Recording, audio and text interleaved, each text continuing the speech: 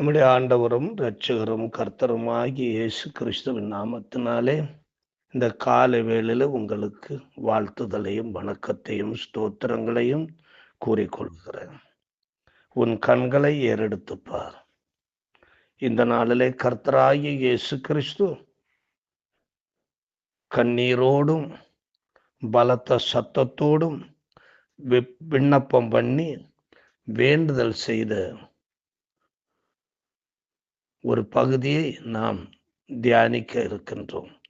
எபிரேயர் 5ஆம் அதிகாரம் 7ஆம் வசனம் இப்படி சொல்லுகிறது: இயேசு மாம்சத்திலிருந்த நாட்களில் தம்மை மரணத்தினின்று ரட்சிக்க வல்லமையுள்ளவரை நோக்கி பலத்த சத்தத்தோடும் கண்ணீரோடும் விண்ணப்பம் பண்ணி வேண்டுதல் செய்து தமக்கு உண்டான பயபக்தி நிமித்தம் கேட்கப்பட்டு அவர் குமாரனாயிருந்தும் பட்ட பாடுகளினாலே கீழ்ப்படிதலை கற்றுக்கொண்டு தாம் பூரணரான பின்பு தமக்கு கீழ்ப்படுகிற யாவரும் நித்திய ரட்சிப்பை அடைவதற்கு காரணராகி மெல்கிசேதேக்கின் முறைமையின்படியான பிரதான ஆசாரியர் என்று தேவனாலே நாமம் தரிக்கப்பட்டார். இயேசுவின் ஜெபம்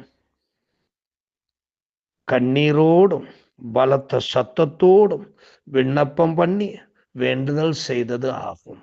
ஒவ்வொரு மனிதனும் ரட்சிப்பை பெற்றுக்கொள்ளவும் நித்திய ஜீவனை பெற்றுக்கொள்ளவும் இயேசு கிறிஸ்து சில நடைமுறை மாதிரிகளை நமக்கு முன்பாக செய்து காண்பித்திருக்கின்றார். இன்றைய தினத்திலே அவருடைய கண்ணீரின் ஜெபம் என்கிற ஒரு மாதிரியை நாம் நினைவில் கொள்ள இருக்கின்றோம். தியானத்தில் கொள்ளும்படியாக நாம் முயற்சிக்கின்றோம். இயேசு பிறருக்காக கண்ணீர் விட்டார், பிறருக்காக மனதுருகினார். இப்பொழுது தமக்காக, தமது வலிகளுக்காக, தாம் தேவனை விட்டு பிரிகிற பிரிவுக்காக பரலோகத்தின் தேவனை நோக்கி கண்ணீர் விட்டு சத்தமிட்டு ஜெபிக்கிற ஜெபம் ஆகும். இது இயேசு கிறிஸ்துவின் ஜெப வார்த்தைகள் குறித்து பைபிள் நமக்கு சில பகுதிகளை சுட்டி காட்டுகிறது. அவருடைய ஜெப முறைமைகளை குறித்தும் பைபிள் சொல்லுகிறது. அவருடைய ஜெப வார்த்தைகள் குறித்தும் சொல்லுகிறது.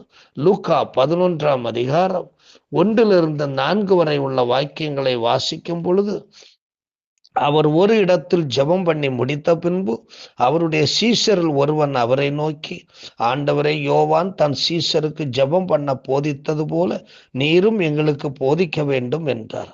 அதற்கு இயேசு, நீங்கள் ஜெபம் பண்ணும்போது பரமண்டலங்களில் இருக்கிற எங்கள் பிதாவே, உம்முடைய நாமம் பரிசுத்தப்படுவதாக, உம்முடைய ராஜ்யம் வருவதாக, உம்முடைய சித்தம் பரமண்டலத்திலே செய்யப்படுகிறது போல பூமியிலேயும் செய்யப்படுவதாக, எங்களுக்கு வேண்டிய ஆகாரத்தை அன்றன்றும் எங்களுக்கு தாரும், எங்கள் பாவங்களை எங்களுக்கு மன்னியும், நாங்களும் எங்களிடத்தில் கடன்பட்ட எவனுக்கும் மன்னிக்கிறோமே, எங்களை சோதனைக்கு உட்பட பண்ணாமல் தீமையினின்று எங்களை ரட்சித்துக் கொள்ளும் என்று ஜெபிக்க வேண்டும் என்று இயேசு கிறிஸ்து சொல்லிக் கொடுத்தார்.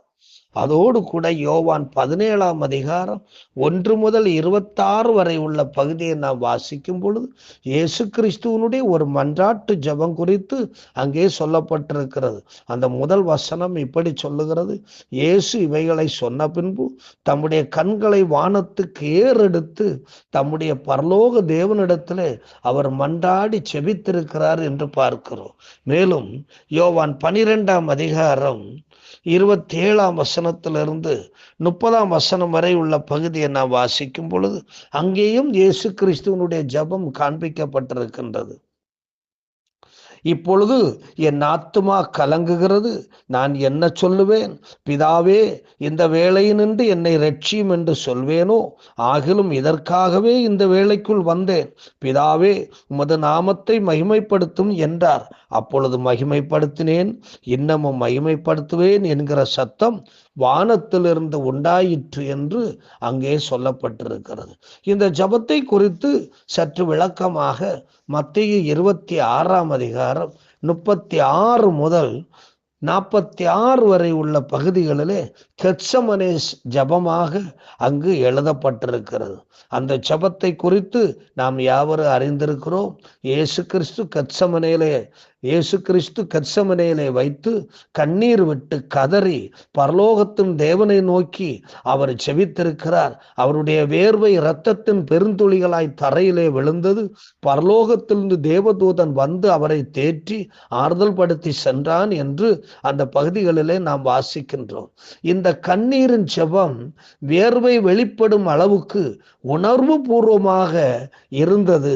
அவ்விதம் அவர் சத்தமிட்டு ஜெபித்திருக்கிறார் என்று சொல்லி நாம் பார்க்கிறோம். இந்த எபிரேயர் 5ஆம் அதிகாரம் இந்த 7ஆம் வசனம் நமக்கு சொல்லுது, பரலோகத்தில் இருக்கிற பிதாவை நோக்கி, அதாவது இயேசு கிறிஸ்து இந்த பூமியில மாம்சத்தில் இருந்த நாட்களில், மனிதனாக இந்த பூமியிலே அவர் ஊழியம் செய்து கொண்டிருந்த நாட்களில், தன்னை மரணத்திலிருந்து ரட்சிக்க வல்லமை உள்ள பரலோக தேவனை நோக்கி, தன்னுடைய தந்தையை நோக்கி சத்தத்தோடு பலத்த சத்தமிட்டு அவர் ஜெபித்திருக்கிறார்.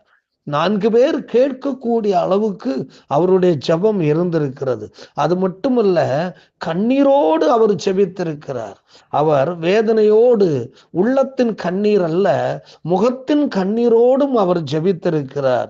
விண்ணப்பம் பண்ணினார், வேண்டுதல் செய்தார் என்று சொல்லி அங்கே சொல்லப்பட்டிருக்கிறது. இதே ஜெபம் ஆண்டவராகிய இயேசு கிறிஸ்து நாமும் இவ்விதம் செய்ய வேண்டும் என்பதை அவர் நமக்கு பணிக்கின்றார், நமக்கு அவர் கட்டளையிடுகின்றார் என்பதை சுட்டி காட்டுவதற்கு தான் இந்த எபிரேய ஆசிரியர் இந்த இடத்திலே இயேசு கிறிஸ்துவின் ஜெபத்தை மாதிரியாய் நமக்கு எழுதியிருக்கிறார். தமது தந்தையை நோக்கி சாதாரணமாக ஜெபித்து வந்தவர் வலியின் உச்சத்தில் நொறுங்கி போனவராக ஜெபிக்கிறார். நமது வாழ்விலும் உபத்திரவங்களை, வியாகுலங்களை, வேதனைகள் போன்றவைகள் உண்டாகும் போது இவ்விதமாக ஜெபிக்க வேண்டும் என்று இயேசு கிறிஸ்து நமக்கு மாதிரியை காண்பித்திருக்கின்றார். கண்ணீரின் பள்ளத்தாக்கில் மகிழ்ச்சி நீரூற்றாக்க ஒரே ஒரு முறைதான் உண்டு. அது தனிமையான ஜெபம். அது பலத்த சத்தமாக ஜெபிக்கிற ஜெபம். அது கண்ணீர் விட்டு அழுது புலம்பி ஜெபிக்கிற ஜெபமாகும். இந்த ஜெபத்தை தான் ஆண்டவர் இயேசுவும் செய்திருக்கிறார். ஒவ்வொரு தேவனுடைய பிள்ளைகளும் அன்றாடம் செய்து பழக வேண்டும் என்பதை ஆண்டவர் நமக்கு கற்பித்திருக்கின்றார்.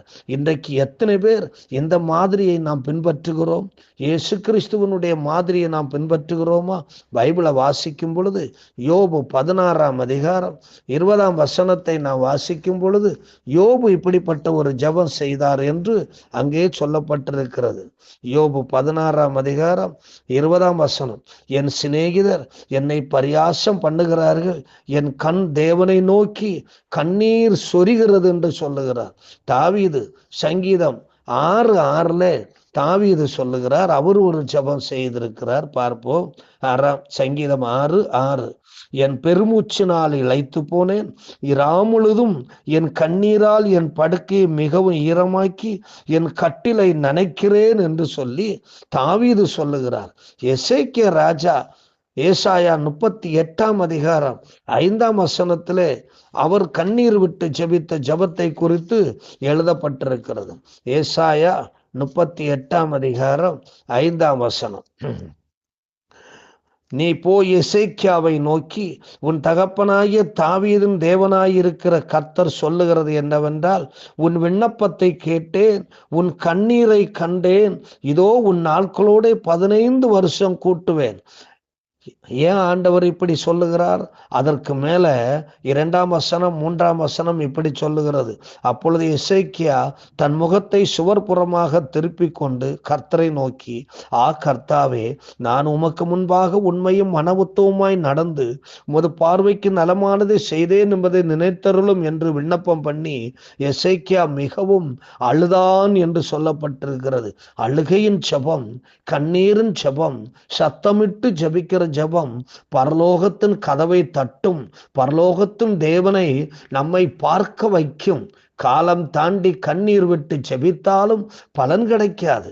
எபிரேயர் 12 நான் வாசிக்கின்றோம், காலம் தாண்டி கண்ணீர் விட்டு, இப்ப கண்ணீர் விட்டு ஜெபிக்க மாட்டோம். இப்பொழுது நமக்கு அந்த பலத்த சத்தம் விட்டு ஜெபிக்கிற ஜெபம் வரமாட்டேங்குது. இப்ப நமக்கு ஜெபிக்கிறதுக்கு டைமே இல்லைன்னு ஒதுங்கி ஒதுங்கி போகிறோம். ஆனால் காலம் தாண்டி கண்ணீர் விட்டு அழுதாலும் கூட அதற்கு நமக்கு பலன் கிடைக்காது என்பதை நாம் கவனிக்க வேண்டும். எபிரேயர் 12 சொல்லுகிறது, பிற்பாடு அவன் ஆசீர்வாதத்தை சுதந்திரித்துக் கொள்ள விரும்பியும் ஆகாதவன் என்று தள்ளப்பட்டதை அறிவீர்கள். அவன் கண்ணீர் விட்டு கவலையோடு தேடியும் மனமாறுதலை காணாமற் போனான் என்று ஏசாவை குறித்து அங்கு சொல்லப்பட்டிருக்கிறது. இப்பொழுதே நீ செய்வாயானால், இந்த காலத்திலே நீ ஆண்டவரை நோக்கி கண்ணீர் விட்டு பலத்த சத்தத்தோடு தனிமையிலே சென்று நீ ஜெபிப்பாயானால், ஏசாயா தீர்க்கதரிசி சொல்லுகிறார், ஏசாயா 25 அவர் சொல்லுகிறார், அவர் மரணத்தை ஜெயமாக விளங்குவார். கர்த்தராகிய தேவன் எல்லா முகங்களிலும் இருந்து கண்ணீரை துடைத்து தமது ஜனத்தின் நிந்தையை பூமியில் இராதபடிக்கு முற்றிலும் நீக்கி விடுவார். கர்த்தரே இதை சொன்னார் என்று சொல்லுகிறார். மட்டுமல்ல, சங்கீதம் 126:5 நாம் அங்கே வாசிக்கின்றோம், கண்ணீரோடு விதைக்கிறவர்கள் கம்பீரத்தோடு அரைப்பார்கள். ஆம், இயேசு கிறிஸ்து கண்ணீர் விட்டு கதறி பலத்த சத்தத்தோடு பரலோகத்தின் தேவனை நோக்கி விண்ணப்பம் பண்ணி செபித்தார். நீயும் தனிமையில் போ, சத்தமிட்டு ஜெபி, விடுதலை அடை, மகிழ்ச்சியாக வாழு.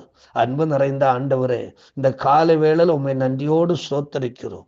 இந்த ஆண்டவரே, இந்த சிலுவையின் தியானம் ஆண்டவரே எல்லா சபைகளிலும் நடந்தேறுகின்ற இந்த நாளில் கர்த்தராகிய இயேசு கிறிஸ்து எப்படி கண்ணீர் விட்டு ஜெபித்தீர் என்பதை நாங்கள் இந்த காலை வேளையில் அறிந்து கொள்ள எங்களுக்கு கிருபை அளித்திருக்கிறீர்.